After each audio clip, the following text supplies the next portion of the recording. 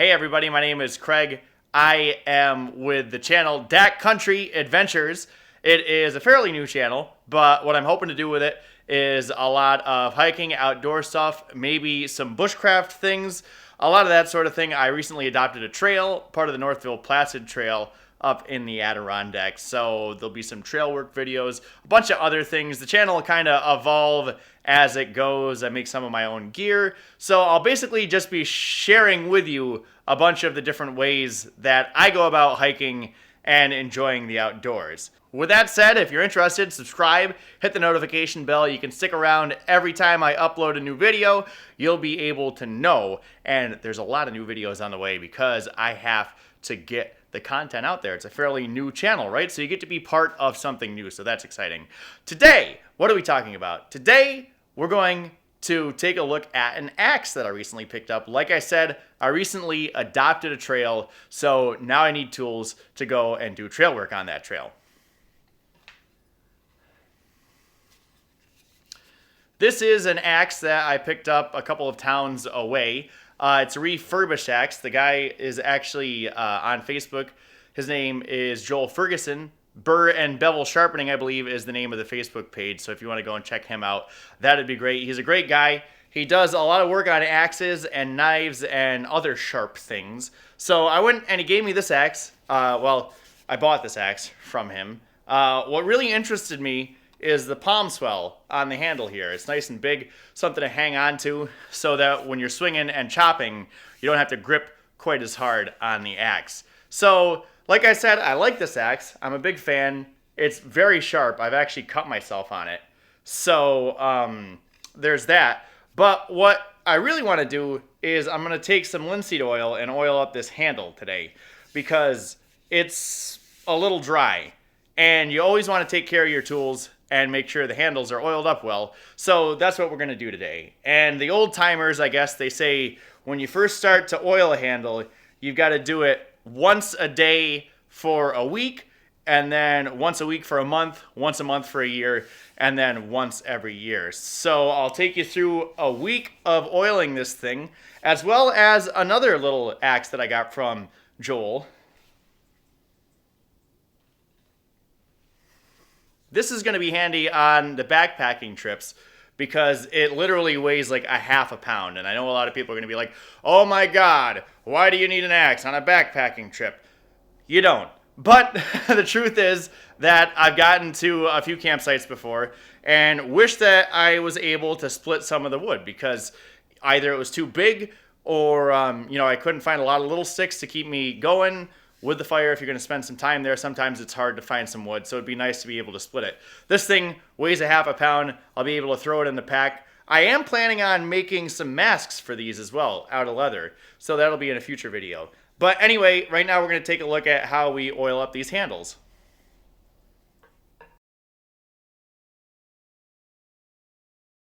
So, you've decided you need to oil up your axe handle. What is it that you need to do that?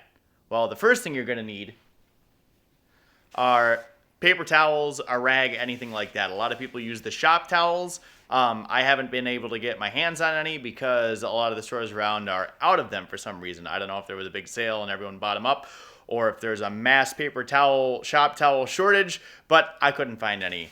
These will work for me for now. But just like I said, anything will work. A rag, shop towels, paper towels. Just make sure when you're finished with them that you don't bunch them up and throw them in a corner because the next thing we're going to use will actually create fires if you do that.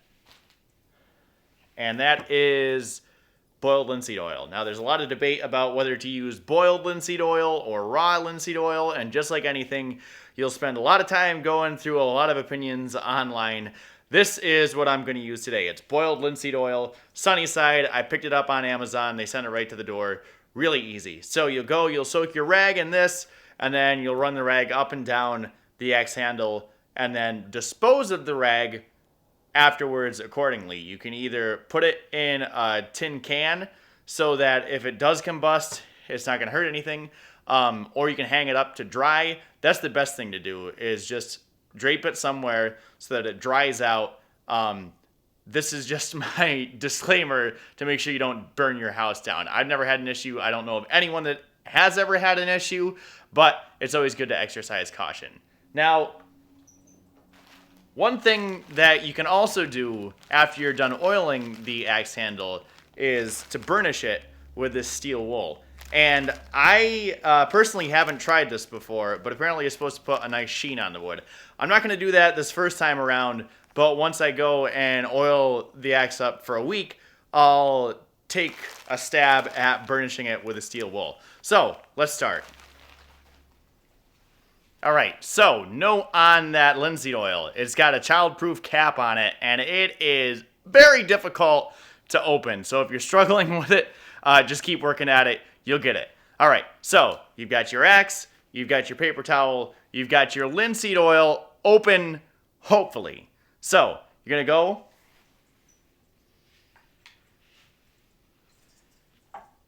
and just a little dab of this stuff. Not a lot. You know, maybe just you fold this over into quarters like this, and a little dab. A little dab will do you just to start. You know, you don't really want to pour it on there. As you can see, there it is on the rag, and it's not soaked, it's just a little bit of it. And you're going to take it and run it up and down, and immediately you can start to see the change in that, right? Nice luster to the handle. And I didn't put a lot of oil on that at all. It was just a very little bit. I'm going to go and soak that right into the wood, all through there.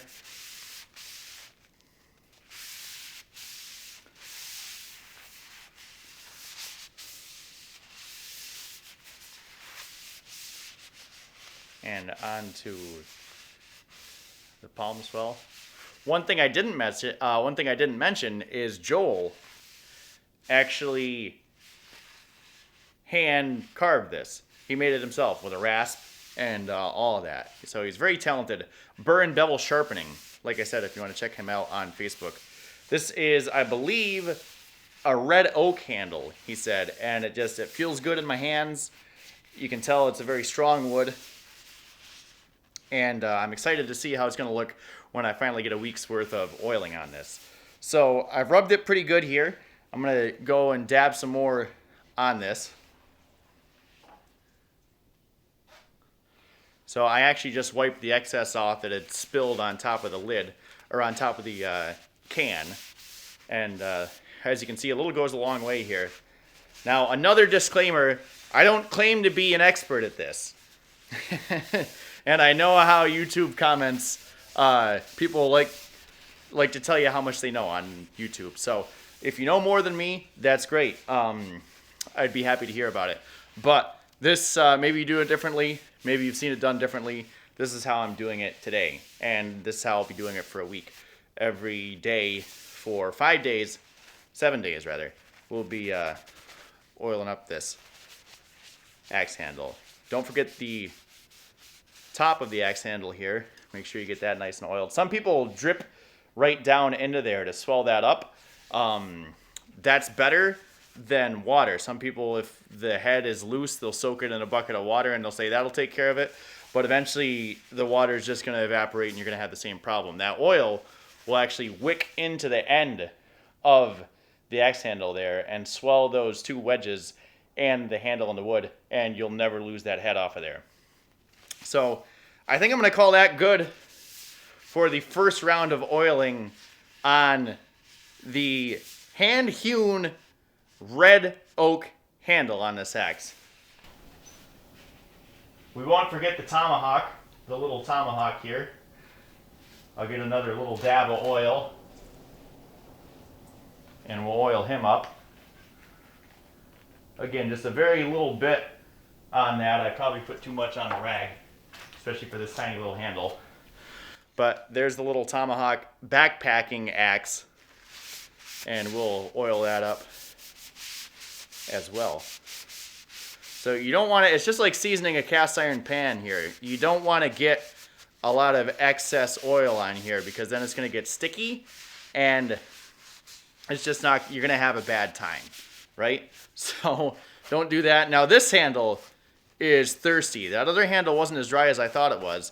But if you look at this, this isn't even shiny yet. This was really dry. So I'm going to have to go back actually and get some more.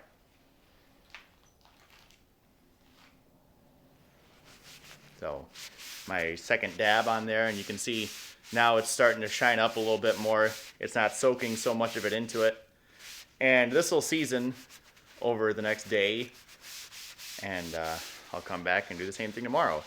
For a whole week, I'll be doing this. And then we'll check in after the week and see what kind of a difference it made on both of these axe handles. So, like I said, in the future, I'm planning on making some leather masks for these. So I'll do a video on that, as well as a bunch of other bushcrafting things I'm hoping to do in the future. You'll be able to see me use these tools out on the trail and backpacking, so that'll be good. And that's kind of what I'm looking to do with this channel, is just show you and share how to care for things, how to make your own things, how to go out on the trail, at least how I do it. You know, it's always good to see different perspectives and ways things are done. And if you have different ways that you want to share, you can leave them in the comments, and that would be great. So that's really what's great about the whole YouTube community and the hiking community in general, is there are a lot of different opinions, and it's a blessing and a curse, but I always like to hear what everybody has to say on any topic. So I'm going to call that good, I think, for both handles. There's my little tomahawk. Well, I don't know. I don't think I'm going to call that good yet. I changed my mind. We're going to do one more round of the boiled linseed oil on the little tomahawk because it was really, really dry. So there's my next little dab, and running it on there. There we go. Now we're shining up. So once it starts to get shiny like that, it means that it's not taking oil anymore, and that any more that you put on there is just going to add up and leave a sticky residue on there, and you don't want that. So that's looking like that's about all that wants to take. So I'm going to let these sit for a day, and I'll come back to them every day for a week, and I'll do the same thing. I won't necessarily record a long thing on that. I'll do a whole time lapse. You can see day 1, day 2, day 7, all that stuff, and I'll come back, and we'll see how they look after a week. That being said, thank you for watching the first video on Dack Country Adventures. There's going to be a lot more of these. I have a sewing machine that I recently got a hold of, and like I said before, I make my own gear. So I've sewn a couple hammocks, a couple hammock tarps. You'll see me work on that sewing machine. I'm going to get it back into working order. I actually saved it from a dumpster, so that's going to be fun. So I'll have that video coming. Also, a couple tarp videos, making tarps for hammocks. Those are just a few of the things that'll be on the way. And anything that happens in the future. There'll be a lot of hiking videos when the weather gets a little bit nicer. I do a lot of winter hiking as well, but I haven't. So maybe you'll see some of that. Maybe some snowshoeing videos. That'll be good. But that's just the general feel of the channel. Thanks for watching. If you like what you see, or you like what you think you might see in the future, go ahead and subscribe and click the notification bell. Thank you again for watching. And come back in a week. We'll show you what these axes look like.